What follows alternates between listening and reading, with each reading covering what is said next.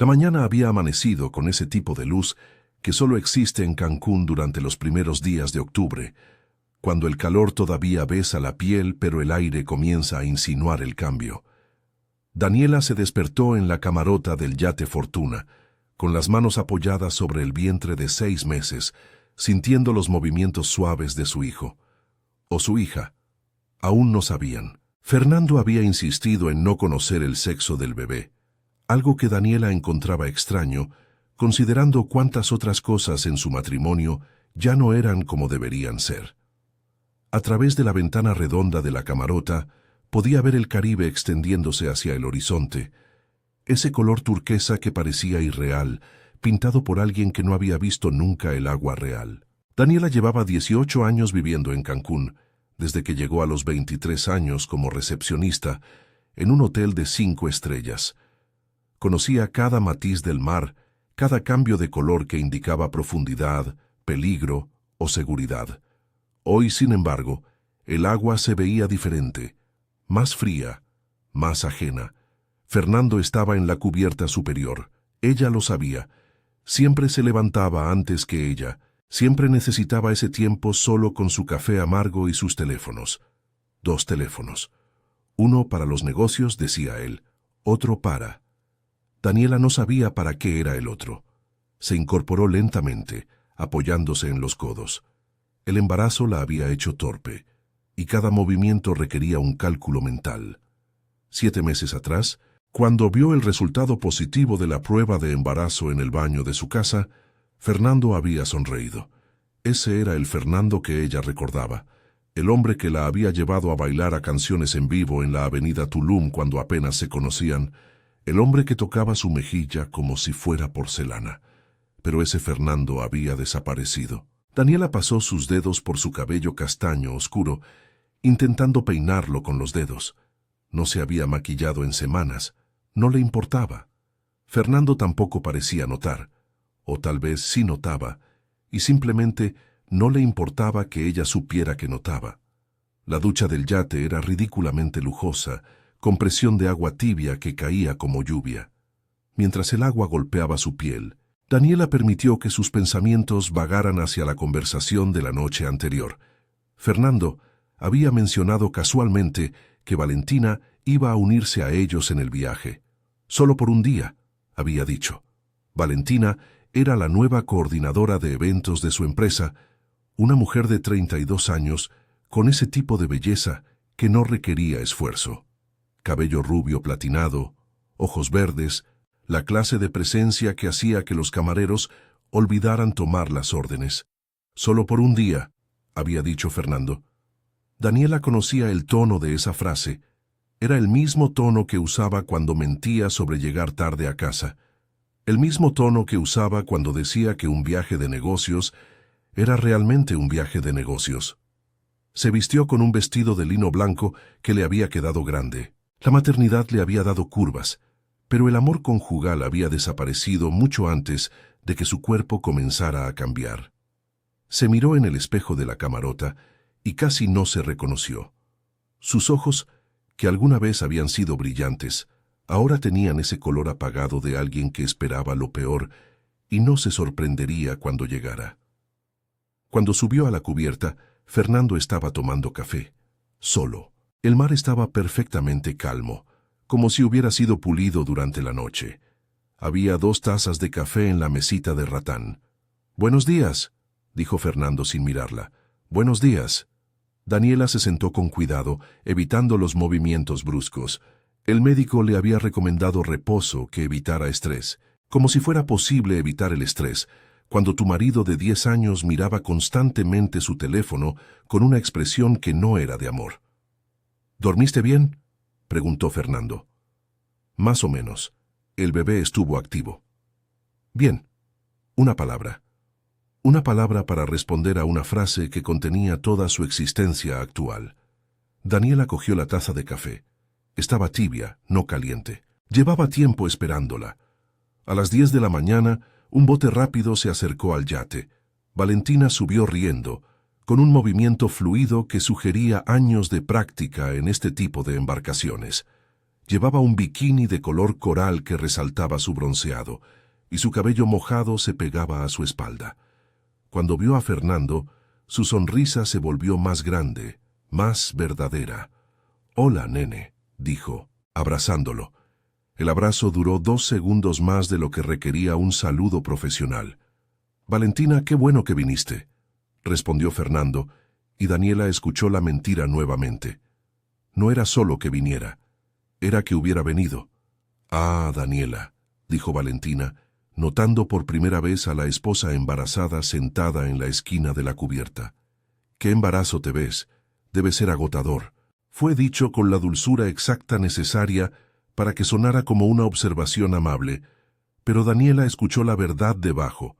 «Estás gorda, estás desaliñada, ya no eres interesante». «Estoy bien, gracias», respondió Daniela, tocándose el vientre de manera instintiva, protegiéndolo. Fernando preparó bebidas. Un mojito para Valentina, agua con limón para Daniela, whisky para él, aunque eran solo las 10 de la mañana. El agua comenzó a moverse bajo el yate. Fernando había decidido navegar hacia una playa más remota, una cala donde el agua era tan clara que podías ver directamente el fondo. Mientras navegaban, Valentina se sentó junto a Fernando en el timón, inclinándose hacia él de una manera que era casual, pero no lo era. Colocó su mano en su brazo. Rieron de algo que Daniela no escuchó. Luego Valentina se quitó el bikini superior y se extendió sobre una de las tumbonas a tomar sol. Daniela entró a la camarota. No podía soportar mirar. Pasó una hora escondida en la pequeña sala de estar del yate, viendo un programa de televisión mexicano que no estaba realmente mirando. Su teléfono vibró. Un mensaje de su madre. «¿Cómo está el viaje? Está siendo romántico». «¿Romántico?», Daniela escribió. «Bonito. El mar está hermoso». Borró y reescribió la respuesta 5 veces antes de enviarla. Cuando finalmente salió a la cubierta, la cala había aparecido. El agua era un azul tan profundo que parecía irreal, y la arena blanca brillaba bajo el sol del mediodía. Habían anclado a unos 30 metros de la orilla. Fernando estaba en la proa, ajustando las velas. Valentina seguía tomando sol, pero ahora estaba completamente desnuda, su cuerpo bronceado brillante de aceite de coco. «Vamos a nadar», dijo Fernando, mirando a Daniela por primera vez en horas. «No puedo. El médico dijo». «El médico dijo que puedes hacer ejercicio moderado. Nadar es perfecto. Reduce la presión en tu espalda». Era una manipulación disfrazada de cuidado. Daniela lo sabía, pero también sabía que si se negaba, pasaría la próxima hora escuchando argumentos sobre su falta de flexibilidad, su falta de comprensión de sus propias necesidades. Se cambió a un traje de baño de maternidad, un traje modesto en azul marino que cubría la mayor parte de su transformado cuerpo. Cuando salió a la cubierta, Valentina estaba en el agua, su cuerpo bronceado moviéndose con movimientos languidosos. «Ven, Daniela», gritó Valentina, como si fueran amigas. Daniela bajó por la escalera del yate, entrando al agua tibia. Era suave y acariciadora, y por un momento permitió que los músculos tensos en su espalda se relajaran. Fernando nadaba cercano a Valentina, y Daniela se mantuvo a distancia, flotando sobre su espalda, sintiendo cómo el agua soportaba el peso de su embarazo. «¿No quieres venir con nosotros?», preguntó Fernando. Daniela miró hacia la orilla. El agua en esta dirección era más profunda, probablemente 12 metros o más. Ella era una nadadora competente, pero el embarazo la había hecho cautelosa. «Estoy bien aquí», respondió. «Anda, no seas antisocial», dijo Valentina, y había algo en su tono que no era amable. Era un tono que decía: «Eres la razón por la que esto es incómodo, eres la razón por la que no puedo estar completamente con él». Daniela comenzó a nadar hacia ellos. Fernando estaba sonriendo a Valentina, diciendo algo que hacía que ella riera con esa risa que Daniela había escuchado en el teléfono, la risa que Fernando negaba que escuchara. Fue en ese momento cuando todo cambió. Daniela sintió las manos en su espalda, 2 manos, firmes, decididas. No era el empujón de un juego, era el empujón de alguien que quería que sucediera algo específico. El agua se cerró sobre su cabeza. Su primer instinto fue inhalar, lo cual fue un error catastrófico. El agua salada entró en sus pulmones, quemándola desde adentro. Sus brazos fluyeron hacia arriba, buscando la superficie, buscando aire. Podía escuchar el sonido amortiguado del agua, el sonido de algo que no era suyo. Su vientre estaba apretado, protegiéndose a sí mismo. No, no, no. Sus pies buscaron el fondo, pero no había fondo. Solo agua. Solo la vacuidad del Caribe que de repente ya no era turqueso sino negro, infinito, completo. Sus pulmones ardían, sus ojos ardían. Cada célula de su cuerpo estaba gritando, pero el agua sofocaba el sonido. Entonces, en el momento exacto en que la oscuridad comenzaba a envolver sus bordes, sus dedos tocaron algo sólido. Madera, la parte inferior del yate. Sus manos lo agarraron con una fuerza que no sabía que poseía, y de alguna manera, con la última reserva de su cuerpo, se impulsó hacia arriba. Rompió la superficie tosiendo, ahogada, sus pulmones rechazando el aire que le estaban dando. ¡Daniela!, gritó Fernando, nadando hacia ella. Valentina ya estaba fuera del agua, envuelta en una toalla, mirando con esa expresión neutral que usan los actores cuando algo no sale como planeaban. Fernando la levantó del agua, sus brazos fuertes rodeándola. Ella estaba temblando, no solo por el frío, sino por el shock, por la realización de lo que acababa de suceder, por la comprensión de que había estado a segundos de morir. Y su bebé que aún se movía dentro de ella, que aún estaba vivo. «Casi te ahogas», decía Fernando una y otra vez, como si fuera un accidente, como si sus manos no las hubiera sentido ella en su espalda, como si Valentina hubiera estado a más de 10 metros de distancia cuando sucedió. En la camarota, envuelta en toallas, temblando de frío y conmoción, Daniela cerró los ojos. Ni Fernando ni Valentina mencionaron lo que realmente había sucedido. Tal vez ni siquiera sabían que ella sabía, pero lo sabía. Había sentido las manos que la querían muerta, las manos que querían que su bebé nunca naciera. Y en ese momento, flotando en ese agua donde casi había perecido, supo que nunca más volvería a confiar en nada, ni en el agua, ni en su marido, ni en la ilusión de que su matrimonio era salvable. Su vida, tal como la conocía, había terminado en esa cala turquesa. Lo que vendría después sería algo completamente diferente. Capítulo 2. Las grietas en la verdad. 2 días después del incidente en el agua, Daniela estaba en la clínica privada de Cancún, acostada en la cama de examen, mientras la doctora María Elena Sánchez realizaba un ultrasonido. Las manos de la doctora eran cálidas y profesionales, moviendo el transductor sobre el gel tibio en su vientre. La pantalla mostraba la silueta de su bebé, perfecta, intacta, vivo. «Todo se ve bien», decía la doctora, pero sus ojos estaban en Daniela, no en la pantalla. «Sin embargo, has experimentado trauma. Quiero que evites cualquier estrés durante el resto del embarazo. Completo reposo». El médico dijo que podía. «He revisado tu historial. Has sufrido un incidente de casi ahogamiento. Tu cuerpo está en shock. Tu bebé está en shock». La doctora colocó el transductor en la bandeja. «¿Quieres contarme qué sucedió realmente?» Daniela miró hacia la ventana. La clínica estaba en el centro de Cancún, en una zona donde los edificios modernos competían con las palmeras por espacio. Podía ver el Caribe a lo lejos, esa franja de azul que de repente representaba el peligro. «Me resbalé», dijo Daniela. La doctora no respondió inmediatamente. Simplemente anotó algo en su portapapeles. «Daniela, llevo 20 años haciendo esto. He visto a muchas mujeres embarazadas. Sé cuándo alguien se resbala y cuándo alguien es empujado». El silencio en la habitación fue absoluto. Ni siquiera el aire acondicionado parecía funcionar. «Si necesitas ayuda, hay recursos. Hay mujeres en esta ciudad que...»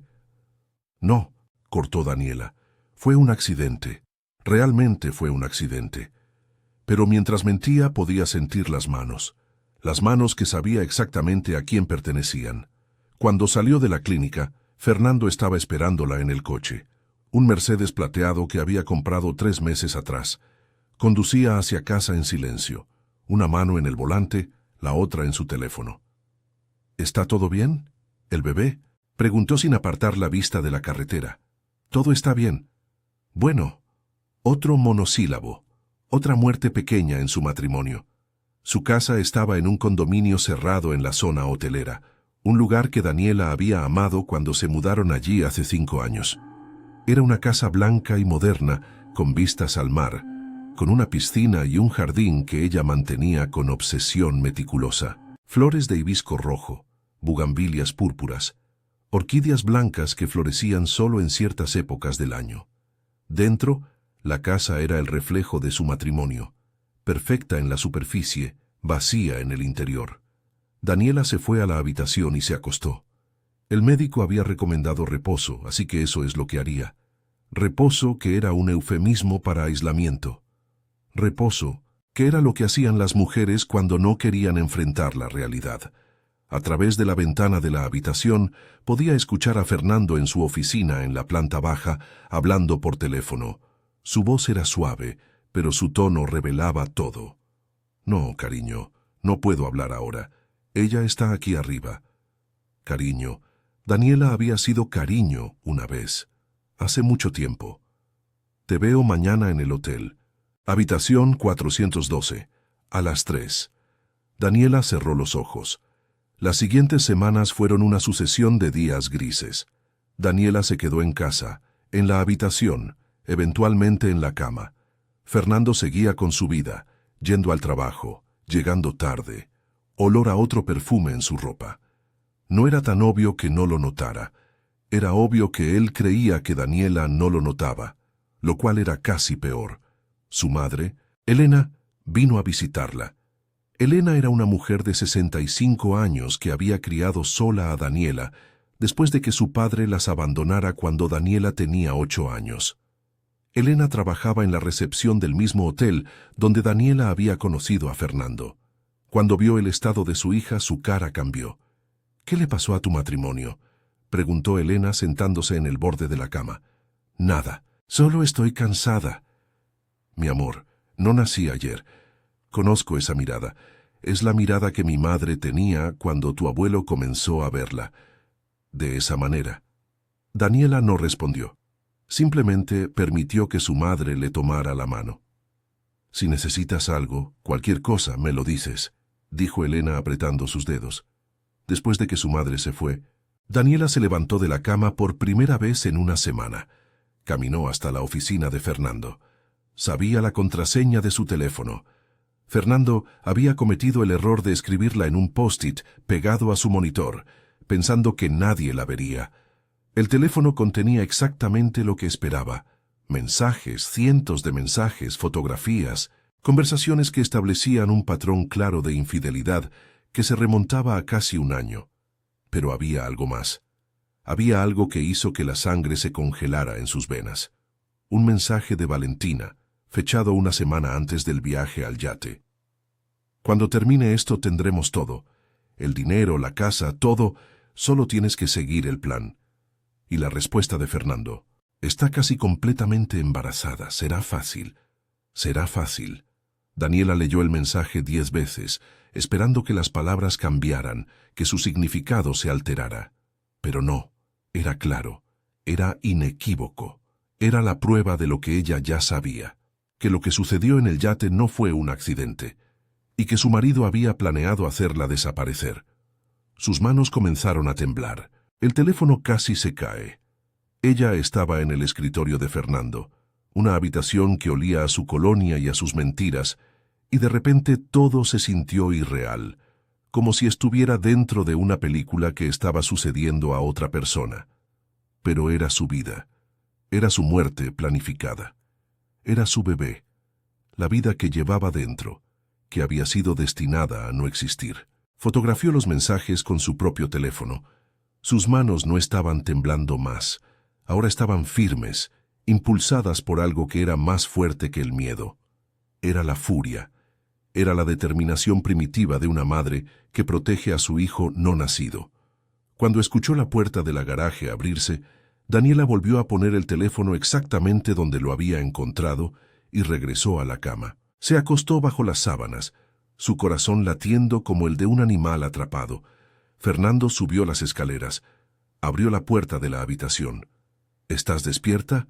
—preguntó. —Apenas —respondió Daniela, manteniéndose de lado, protegiéndose a sí misma. —¿Necesitas algo? No. Él se fue, pero antes de irse, ella lo escuchó hacer una llamada. —¿Está progresando? —preguntó Fernando. Luego, después de una pausa: —No, aún no. Necesitamos otro plan. Al día siguiente, Daniela fue a ver a un abogado. Su nombre era Carlos Mendoza, un hombre de 55 años que trabajaba en una pequeña oficina en la avenida Tulum. Tenía fotografías de su familia en las paredes y un anillo de oro en su dedo que indicaba que estaba casado, probablemente felizmente, lo cual hizo que Daniela quisiera llorar por toda la vida que nunca tendría. —Muéstrame lo que tienes —dijo Carlos, leyendo los mensajes que ella había impreso y guardado en una carpeta manila. Mientras leía, su expresión se oscureció. —Esto es todo. Hay más, pero esto es lo más relevante. Esto demuestra intención premeditada. ¿Has informado a la policía? Y decirles que mi marido me empujó del yate. No hay testigos. Valentina dirá que fue un accidente. Fernando dirá que fue un accidente. Pero tienes estos mensajes, que podrían haber sido escritos de manera diferente, que podrían significar algo completamente diferente si alguien decidiera interpretarlos así. Carlos se quitó sus gafas. Sus ojos eran cansados, los ojos de alguien que había visto demasiado de la naturaleza humana. —¿Qué quieres hacer? —preguntó. Daniela se tocó el vientre. Su bebé se estaba moviendo. Esa sensación extraña y maravillosa de una pequeña vida que pateaba dentro de ella. —Quiero proteger a mi hijo —dijo Daniela. Quiero que Fernando no pueda tocarlo. Quiero que todo lo que planeaba simplemente se desmorona. Eso va a ser difícil, especialmente sin más evidencia. Los mensajes son sugestivos pero no concluyentes. Entonces necesito más evidencia. Eso significa que tienes que seguir viviendo con él. Tienes que actuar como si no supieras nada. Tienes que dejar que cometa más errores. Daniela asintió lentamente. La idea de pasar ni un día más en esa casa, fingiendo, sonriendo, siendo la esposa embarazada e ingenua, la hizo sentir como si estuviera ahogándose nuevamente. Pero esta vez no había agua. Esta vez el ahogamiento era interno, silencioso, del tipo que nadie podía ver. —Puedo hacerlo —dijo Daniela, aunque no estaba segura de que fuera verdad. Cuando regresó a casa, Fernando estaba en la sala de estar, leyendo el periódico. Se veía completamente normal. Se veía como el hombre del que se había enamorado 10 años atrás, cuando llevaba flores a su trabajo y le susurraba cosas románticas cuando sus jefes no estaban mirando. —¿Cómo estuvo tu día? —preguntó Fernando, sin levantar la vista del periódico. —Tranquilo, descansé. —Bien. El médico dijo que necesitabas descansar. El médico dijo, como si sus palabras provinieran de una fuente externa, como si él no fuera responsable de nada. —Fernando, ¿me amas? —preguntó Daniela sentándose en la silla frente a él. La pregunta pareció sorprenderlo. Bajó el periódico. —¿Qué tipo de pregunta es esa? Una pregunta simple. ¿Me amas? Él sonrió, pero fue una sonrisa que no alcanzó sus ojos. —Por supuesto que te amo. Eres mi esposa. Eres la madre de mi hijo. —Entonces, ¿por qué? —preguntó Daniela, y en su voz había una calidad que ella misma no reconocía. Era la voz de una mujer que ya no estaba fingiendo. —¿Por qué? ¿Qué? ¿Por qué querías que me ahogara? El periódico se cayó. El silencio que siguió fue más ensordecedor que cualquier cosa que Daniela hubiera escuchado antes. —No sé de qué estás hablando —dijo Fernando, pero su cara le contó una historia completamente diferente. —Leí tus mensajes, Fernando, leí todo. Fernando se levantó de la silla, se acercó a ella, y por un momento Daniela sintió miedo. Verdadero miedo. El tipo de miedo que hace que el instinto de supervivencia anule todo lo demás. Pero Fernando simplemente se paró frente a ella, mirándola como si viera a una extraña. —Eres más inteligente de lo que pensé —dijo lentamente—. Eso lo hizo más difícil. Si hubiera sido estúpida, esto habría terminado en la cala. Las palabras fueron peor que cualquier golpe. ¿Por qué?, susurró Daniela. Porque te amo, dijo Fernando, y pareció genuino. Te amo, pero no puedo vivir así, con tus restricciones, tu falta de comprensión de lo que yo necesito. Valentina entiende. Valentina me hace sentir vivo. ¿Así que decidiste matarme? Iba a ser fácil, un accidente, una mujer embarazada nadando sola. ¿Quién iba a cuestionarlo? Luego Valentina y yo nos iríamos. Usaríamos tu póliza de seguro de vida. Comenzaríamos de nuevo. ¿Y nuestro hijo?, preguntó Daniela, su voz apenas un susurro. Fernando miró hacia otro lado.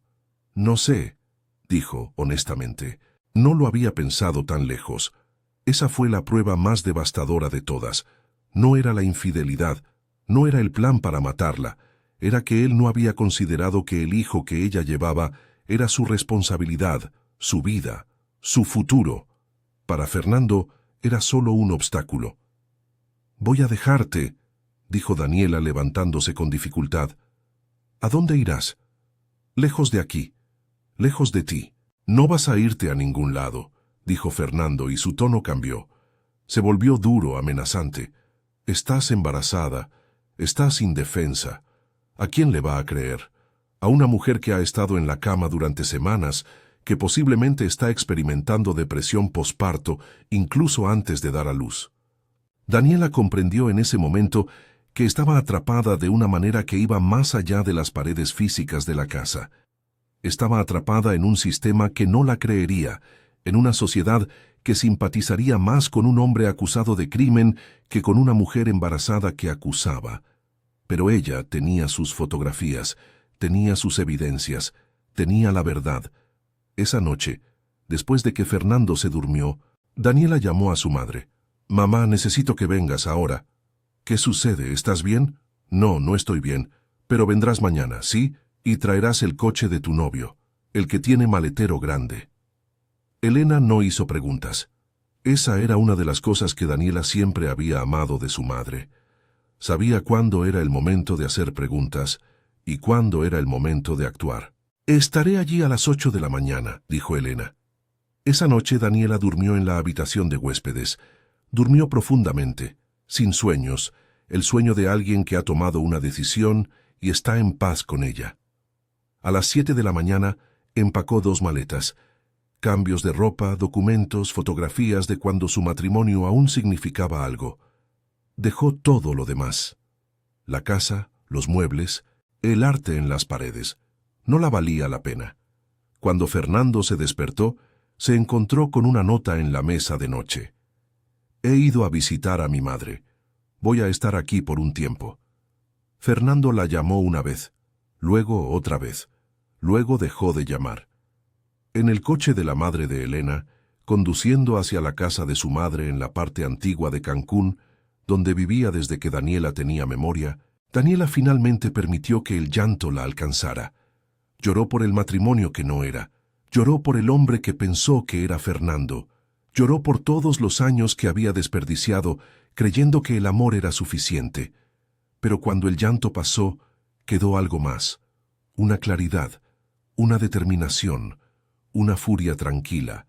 Había un abogado esperándola, tenía pruebas, tenía un plan.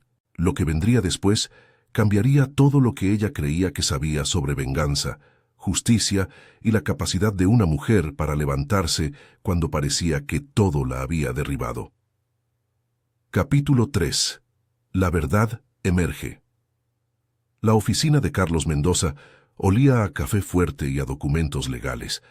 Habían pasado 3 semanas desde que Daniela se fue de casa, 3 semanas durante las cuales el abogado había estado trabajando en construir un caso que parecía tan frágil como vidrio fino. «He contactado a varios investigadores privados», explicaba Carlos, señalando una carpeta gruesa sobre su escritorio. «Han confirmado que Valentina ha estado visitando el hotel en las fechas que mencionaste. También han confirmado que Valentina recientemente aplicó para una visa estadounidense, citando a Fernando como patrocinador». «Entonces van a huir», dijo Daniela.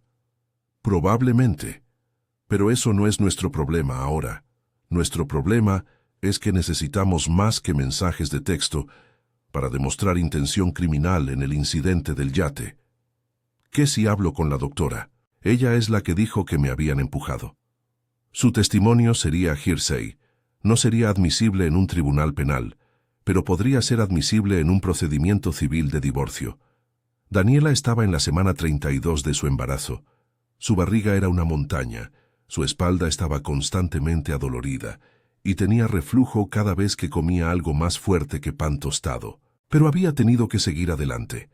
No podía permitirse el lujo de desmoronarse. ¿Hay algo más?, preguntó Daniela. Carlos se quitó sus gafas. Sus ojos tenían esa expresión cansada nuevamente. He hablado con la fiscalía, sin pruebas físicas del incidente, sin testigos que estén dispuestos a declarar que vieron a Valentina empujándote. Es muy difícil proceder con cargos penales. Pero puedo ayudarte a solicitar una orden de restricción. Puedo ayudarte a iniciar procedimientos de divorcio. Puedo protegerte y a tu hijo legalmente. ¿Y eso es todo? A veces, eso es todo lo que puedes hacer en este tipo de casos. La justicia no siempre se ve como esperamos. Daniela pasó su mano sobre su vientre. Su bebé se estaba moviendo, como si estuviera escuchando, como si comprendiera que su madre estaba decidiendo el futuro de ambas. «Quiero que se vea como esperaba», dijo Daniela. «Quiero que Fernando pague por lo que intentó hacerme, por lo que intentó hacerle a mi hijo». Cuando Daniela salió de la oficina de Carlos, llamó a su madre. Elena estaba esperándola en el café downstairs, con un jugo de naranja fresco y un sándwich de jamón y queso que Daniela había estado anhelando. «¿Cómo fue?», preguntó Elena. «Complicado. Necesito más evidencia, pero no sé cómo obtenerla». Elena tomó la mano de su hija sobre la mesa. «Mi amor, hay algo que he estado queriendo decirte. Hace unos días una mujer vino a hablar conmigo. Dijo que era amiga de Valentina. Quería saber si yo sabía que Valentina había estado con Fernando. Quería saber si sabía que Fernando le había prometido una vida juntos». «¿Por qué te contaría eso?». «Porque aparentemente Valentina le había contado todo. Sobre el plan con el yate, sobre cómo estaban usando a Fernando para acceder a tu dinero, sobre cómo habían comenzado a pelear por los detalles». «¿Quién es esta mujer?». «Se llama Gabriela. Trabaja como camarera en el mismo hotel donde trabajo. Dice que ella y Valentina fueron amigas, pero que Valentina la engañó. Gabriela está lista para hablar con alguien». Daniela cerró los ojos. La justicia, pareció, podía aparecer en las formas más inesperadas. 2 días después, Gabriela estaba en la oficina de Carlos Mendoza, con un grabador de voz en su teléfono que contenía conversaciones entre ella y Valentina. Conversaciones donde Valentina describía el plan en detalle. Conversaciones donde Valentina se jactaba de lo que iban a hacer. «Ella no pensaba que yo lo reportaría», dijo Gabriela, que era una mujer de aproximadamente 30 años, con ojos tristes que sugerían experiencias con el engaño. Pensó que no tendría el coraje. «Pero mi hermano fue acusado de un crimen que no cometió hace 2 años. He visto lo que es estar del lado equivocado de la justicia. No quería dejar que eso sucediera de nuevo». Carlos escuchó los gravos, su expresión volviéndose cada vez más seria con cada palabra. «Esto es suficiente», dijo cuando terminó. «Esto es más que suficiente. El 15 de noviembre, la Fiscalía Municipal de Cancún emitió una orden de detención para Fernando García Morales y Valentina Romero Sánchez, acusados de conspiración para cometer intento de asesinato. Daniela supo cuando ocurrió porque Fernando llamó a su madre en pánico. Elena estaba visitando a Daniela cuando sonó el teléfono. Daniela escuchó a su exmarido a través del auricular, su voz desesperada, suplicando que ella dijera que había sido un accidente, que ella retirara sus acusaciones. «¿Qué sucedió?», preguntó Daniela, aunque ya sabía. «Están diciendo que traté de matarte, que esto fue planificado. Daniela, por favor, tienes que ayudarme. Soy el padre de tu hijo, tenemos historia». «Historia de mentiras», respondió Daniela. «Historia de planes para hacerme desaparecer. Historia de un hombre que eligió a otra mujer y sus propios deseos sobre la vida de su hijo no nacido». Estoy suplicando, dijo Fernando. Por favor. Daniela colgó. No hubo nada más que decir. El juicio tomó 6 meses. Daniela dio a luz a su hijo, Mateo, 2 semanas antes de que comenzara. Su hijo fue lo primero que verdaderamente la hizo sentir esperanza desde que se fue de esa casa. Era perfecto, con pequeños dedos y un llanto que se parecía al de cualquier bebé, pero que para ella sonaba como música. Cuando testificó en el tribunal, Daniela llevaba a Mateo en sus brazos. Se permitió que lo hiciera como una manera de recordar al jurado exactamente por qué estaba allí, exactamente qué había estado en riesgo en esa cala turquesa. Describió el momento en que fue empujada. Describió el pánico. Describió el miedo de que su hijo no nacido fuera a morir. Describió la frialdad absoluta con la que su marido había planeado su desaparición. Gabriela testificó. La doctora María Elena testificó. Los investigadores privados testificaron. Valentina intentó pintarse a sí misma como una víctima de Fernando, diciendo que él la había manipulado, que ella nunca habría ido sola con el plan. Fernando intentó negar todo, diciendo que los mensajes habían sido tomados fuera de contexto, que era un acuerdo entre consenso adultos que había salido mal. Pero el jurado no los creyó. Después de 3 meses de deliberación, el veredicto llegó. Culpable. Ambos. Fernando recibió 15 años. Valentina recibió 12. No era la justicia perfecta. No era la justicia que haría desaparecer el dolor. Pero era algo.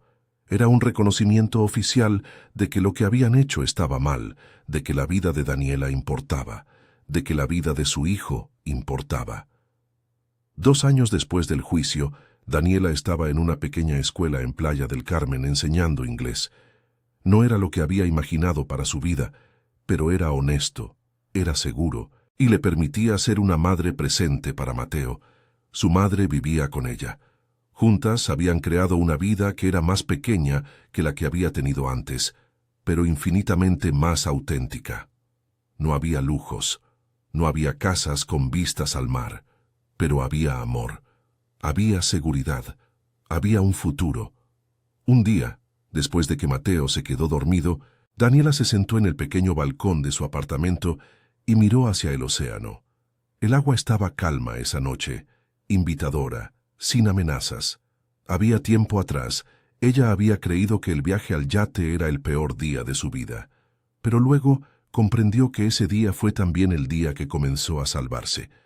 Fue el día que perdió la ilusión del matrimonio perfecto. Fue el día que comprendió que la supervivencia requería valentía, que la maternidad requería fiereza, que la vida requería estar dispuesta a empezar de nuevo.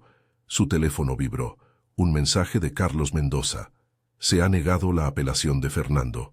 La sentencia se mantiene. Daniela no sintió satisfacción. Sintió alivio. Sintió paz. El agua continuaba siendo azul, pero ya no era aterradora. Era solo agua, era solo el horizonte, era solo la vida continuando, y ella estaba aquí para verlo. Capítulo 4. La redención del silencio.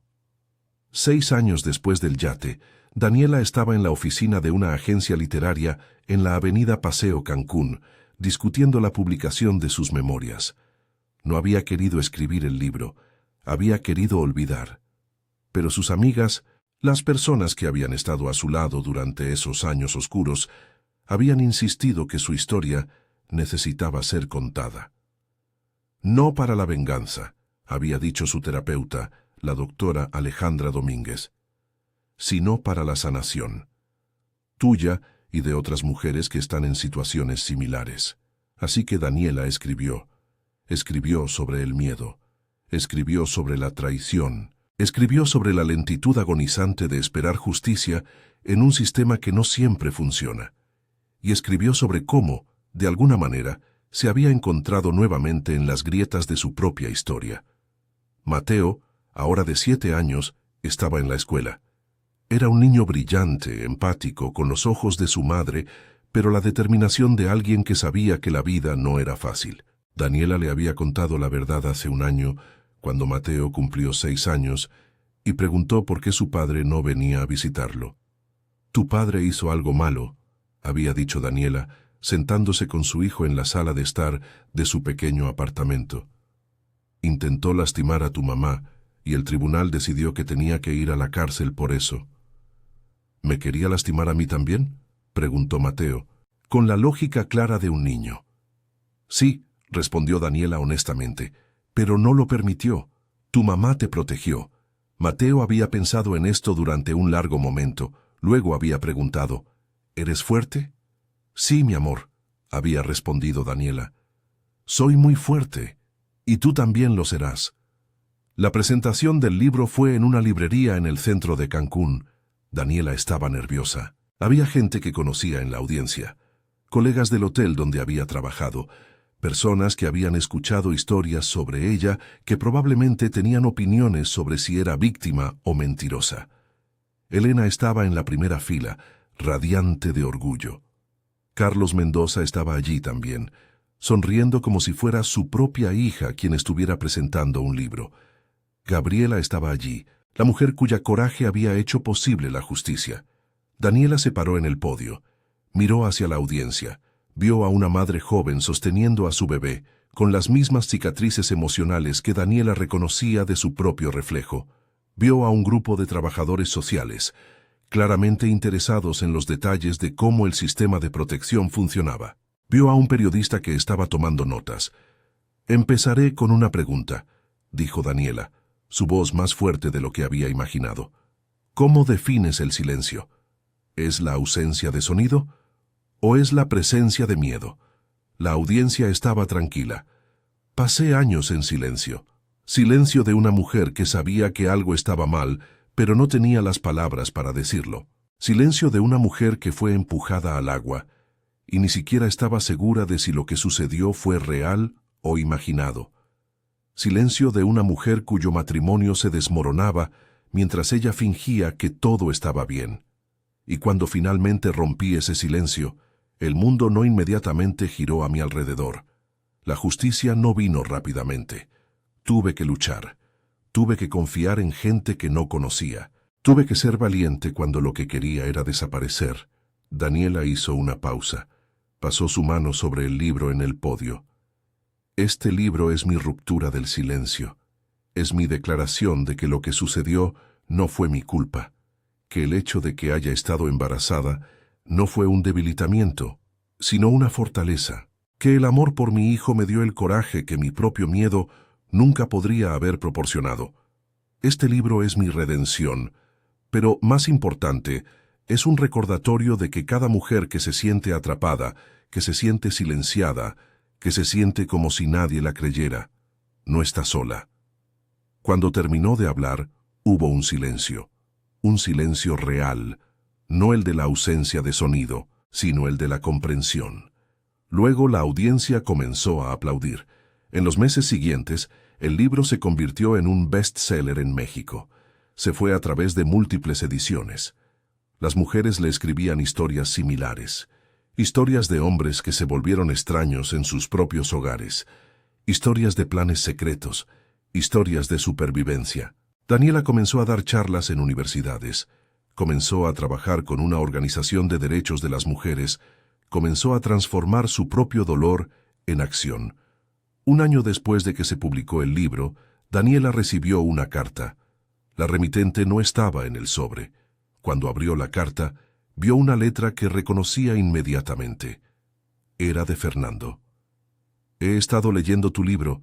Escribía Fernando desde la prisión de Puente Moreno. He estado aquí durante 9 años ahora, y cada día he tenido tiempo para pensar en lo que hice. Tu libro me obligó a enfrentar la realidad de eso de una manera que he estado evitando. He hablado con un psicólogo aquí. He admitido lo que hice. He pedido perdón a Dios, aunque no sé si merezco recibirlo. No estoy escribiendo esto para obtener tu absolución. No espero que me perdones. Solo quería que supieras que tu coraje me hizo más responsable de mis acciones de lo que cualquier castigo podría haberlo hecho. Eso es todo. Te deseo lo mejor. Espero que sepa que tu hijo es un chico afortunado de tenerte como madre. Daniela leyó la carta 3 veces.